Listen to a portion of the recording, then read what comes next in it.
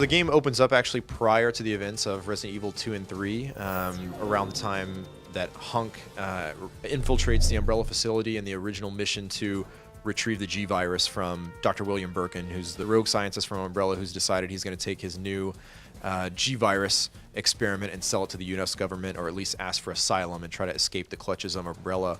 So your mission as the Umbrella Security Service is to rendezvous with Hunk and infiltrate your own facility to retrieve the G-Virus from your rogue scientist, Dr. Birkin. I can't believe Umbrella's blaming us for the outbreak. If you know your Resident Evil history, obviously, Nikolai shows up in Resident Evil 3, and he's part of the UBCS, Umbrella's Biohazard Countermeasure Service.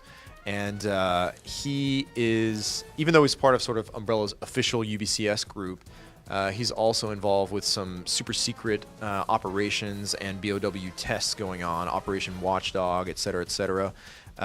He actually kills off his own squad and does a lot of things to collect BOW combat data to sell it on the black market, etc., etc. So your team in Operation Raccoon City sort of cross paths with Nikolai, and you kind of figure out what he's up to, and he actually tries to double-cross you and get some combat data off of you and your team.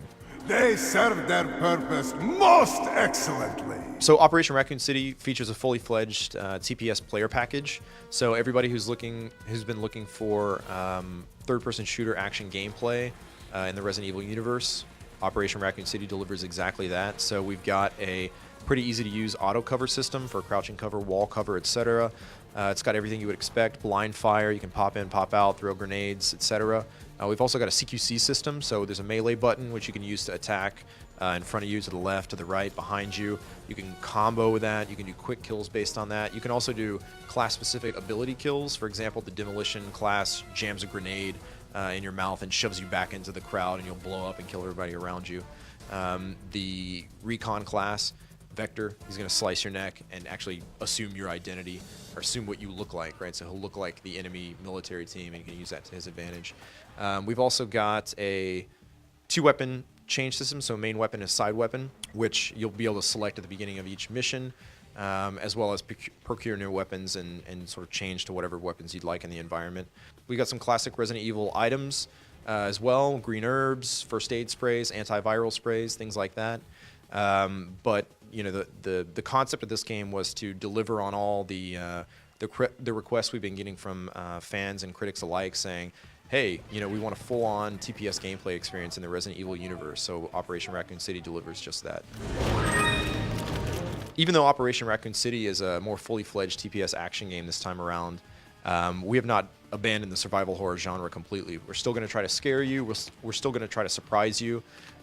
We've got some more atmospheric, moodier looking levels, as well as some more exciting, explosive action levels and boss battles as well. So if you're looking for a co-op game you can play with your friends, if you're looking for a challenging TPS experience, or if you're just looking for another Resident Evil experience with all the creatures, characters, and environments that you know and love, Operation Raccoon City delivers on all that.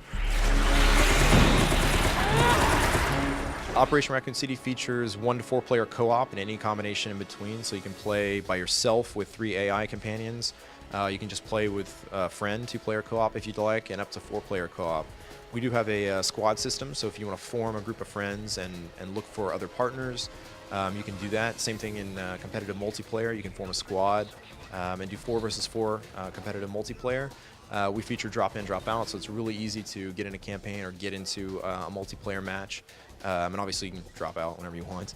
But we wanted to make the co-op experience super smooth. The checkpoint system is also easy. If you die, your friends can revive you. If you all die, you'll respawn at the next checkpoint. If you're dead and you're not revived, somebody hits a checkpoint, everybody will respawn at that checkpoint and just keep going. So we wanted to keep the gameplay experience stress-free and allow you to play with your friends as easily as possible. So Operation Raccoon City features a new infection mechanic, and you can be infected by the T-Virus, whether you get bit by a zombie or strangled by a licker, or if a zombie dog jumps on you and bites you, then you can be infected. And what happens when you get infected with the T-Virus is your health gauge will turn blue, so you know you're being infected, and your screen will kind of freak out because you start losing your vision and turning into a zombie. But you still have control of your character. And while you have control of your character, a few things happen. One is that your damage model changes, and you only take damage to your head, and you're completely invulnerable in your torso and your limbs. So you can use that to your advantage in campaign. And if one of your teammates has an antiviral spray, or if you do, you can heal yourself. If not, and your health gauge or your timer ticks all the way down, you actually turn into a zombie and attack your own teammates. At that point, your teammates can treat you just like a zombie. They can shoot your arms off. They can use you as a zombie shield, or they can just kill you. So if you are a medic or a field scientist and you're confident that, hey, I can cure myself and I have enough time to do whatever I need to do, you can actually intentionally infect yourself with a T-virus, complete your objective, heal yourself, and it's almost being like temporarily invincible.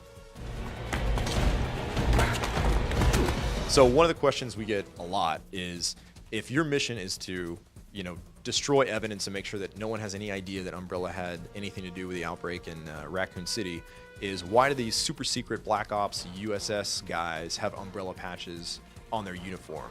And the answer is simple. If you're close enough to see their Umbrella patch, you're close enough to get dead. And these guys are good at their job. So no harm, no foul. Quiet. Here I am. Another question that we get a lot is, can you play as some of the classic Resident Evil characters? Can you play as anybody else during campaign mode? I'm not allowed to answer that question. I can't say yes, but I also can't say no. And I will say that we probably have some exciting announcements about that prior to launch. So in the coming months, we're going to be talking a little bit more about some of the interesting modes and alternate gameplay that we have available. Resident Evil Operation Raccoon City comes out early 2012 on PS3, 360, and PC. This is war. Survival is your responsibility.